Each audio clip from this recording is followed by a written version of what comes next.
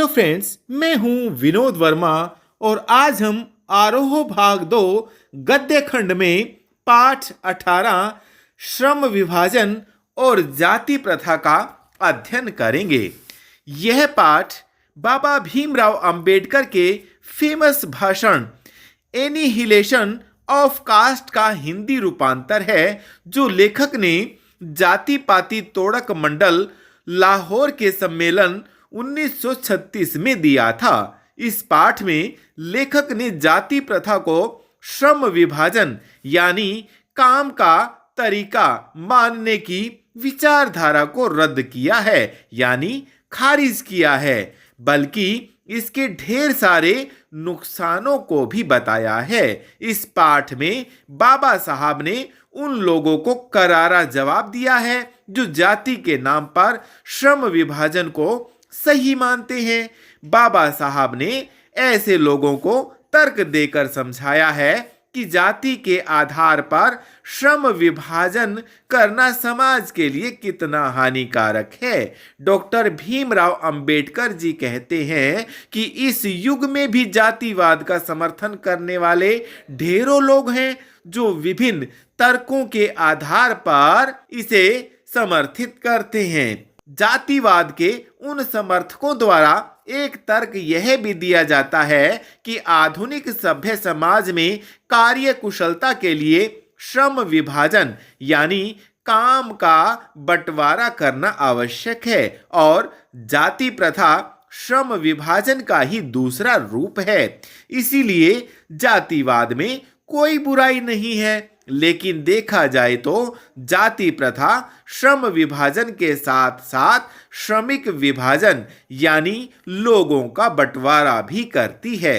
समाज के लिए श्रम विभाजन जरूरी है, लेकिन श्रम विभाजन जाति के आधार पर नहीं, बल्कि व्यक्ति की एबिलिटी, उसके इंटरेस्ट और उसकी कार्य कुशलता व निपुणता के आधार पर होना चाहिए। भारतीय समाज की जाति प्रथा की यह विशेषता है कि यह काम के आधार पर श्रमिकों का विभाजन नहीं करती, बल्कि पहले से ही विभाजित वर्गों ब्राह्मण, क्षत्रिय, वैश्य और शूद्र के आधार पर काम का विभाजन करती है।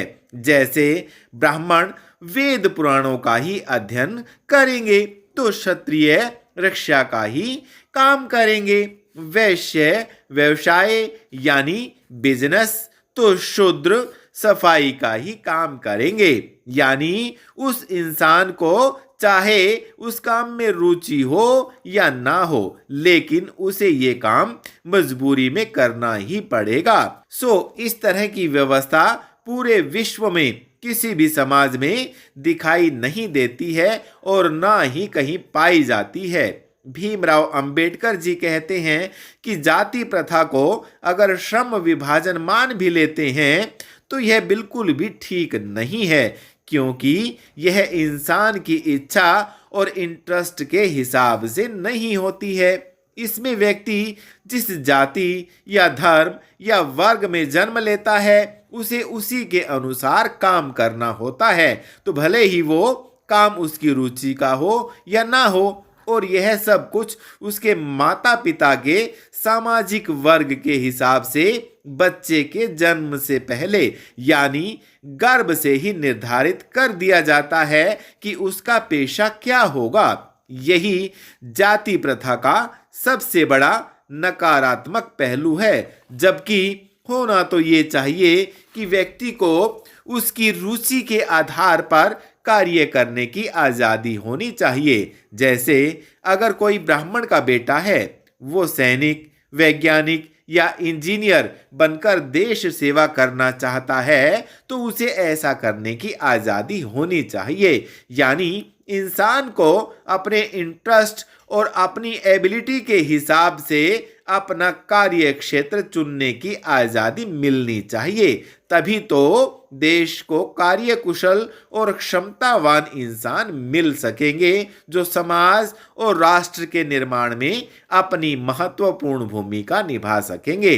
अंबेडकर जी यहाँ पर जाति प्रथा के दोष गिनाते हुए कहते हैं कि जाति प्रथा इंसान के पेशे यानी कार्य क्षेत्र को पहले से ही निर्धारित तो करती ही है, साथ ही साथ ये इंसान को जीवन भर उसी पेशे में बांधे रखने को मजबूर भी करती है, भले ही व्यक्ति की उस कार्य को करने में कोई रुचि हो या ना हो, या फिर उस पेशे यानी काम की कमाई से उसका और उसके परिवार का भरण पोषण हो या ना हो, यहाँ तक कि उसके भूखे मरने की नौबत भी आ जाए तो भी वह अपना पेशा नहीं बदल सकता है। जबकि आधुनिक समाज में कई बार परिस्थितियों में इंसान को अपना पेशा या करियर बदलने की जरूरत पड़ सकती है, जिससे कि वह अपने परिवार का भरण पोषण अच्छे से कर सके।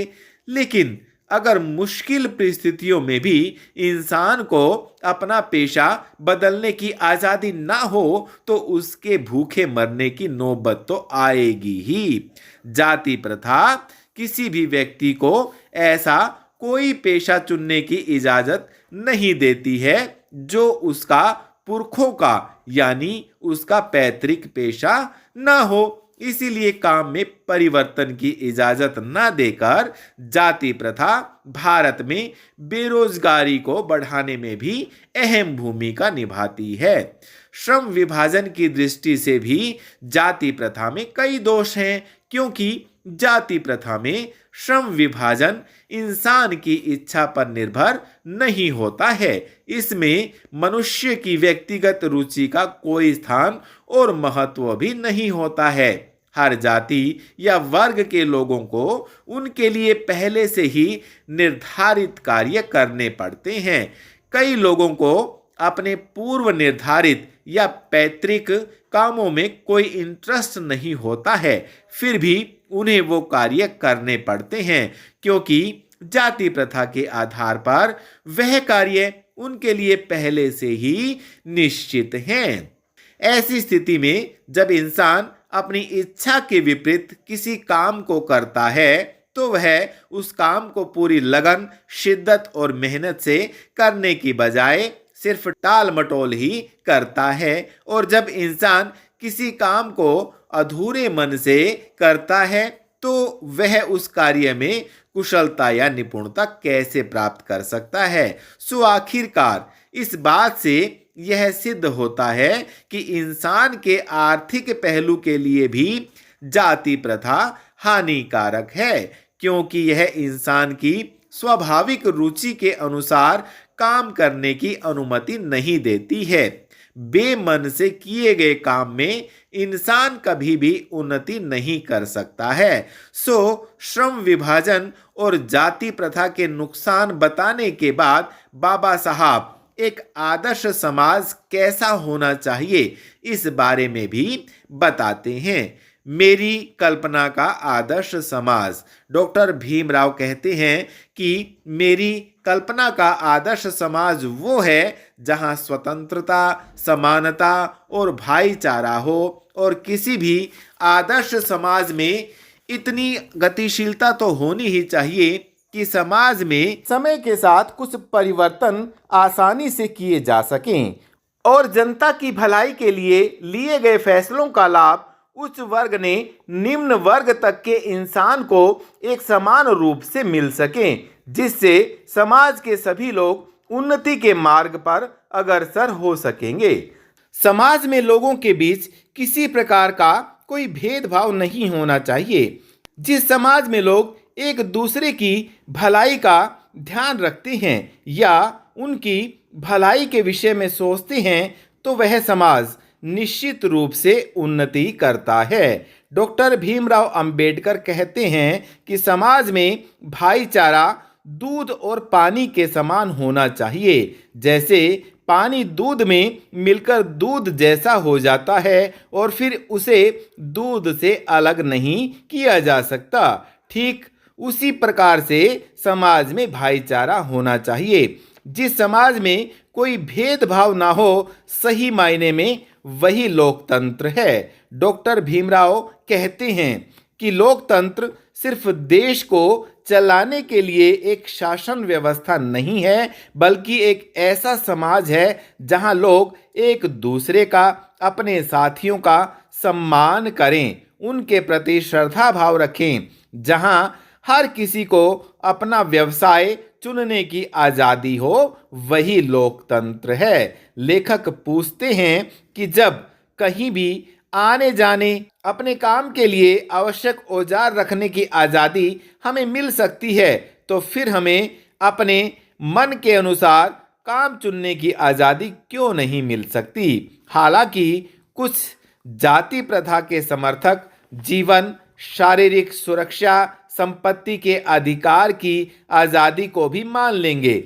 लेकिन अपना व्यवसाय चुनने की आज़ादी के लिए तैयार नहीं होंगे। इसका सीधा साधा मतलब हुआ कि दास्ता यानी गुलामी में जकड़ कर रखना, यानी लोगों को गुलाम बनाए रखना। दास्ता केवल कानूनी पराधीनता को ही नहीं कहा जा सकता। जब कुछ लोगों को दूसरे लोगों के द्वारा निर्धारित व्यवहार और कर्तव्यों का पालन करने के लिए विवश होना पड़ता है, तो यह भी एक तरह की दास्ता ही है। और जाति प्रथा में लोगों को अक्सर अपनी इच्छा के विरुद्ध लोगों के द्वारा बनाए हुए कानूनों को ही मानना पड़ता है, क्योंकि जाति प्रथा वाले समाज में विपरीत परिस्थिति में भी व्यक्ति अपना व्यवसाय नहीं बदल सकता। एक व्यक्ति को अपने जन्म से पूर्व निर्धारित कामों को ही अनिच्छा से जीवन भर करना पड़ता है, चाहे वह उसके लिए सही हो या ना हो। लेखक कहते हैं कि इसी तरह समाज में समानता का अधिकार भी होना चाहिए। हालांकि कुछ लोग आलोचना करते हुए यह भी कहते हैं कि सभी इंसान बराबर नहीं होते,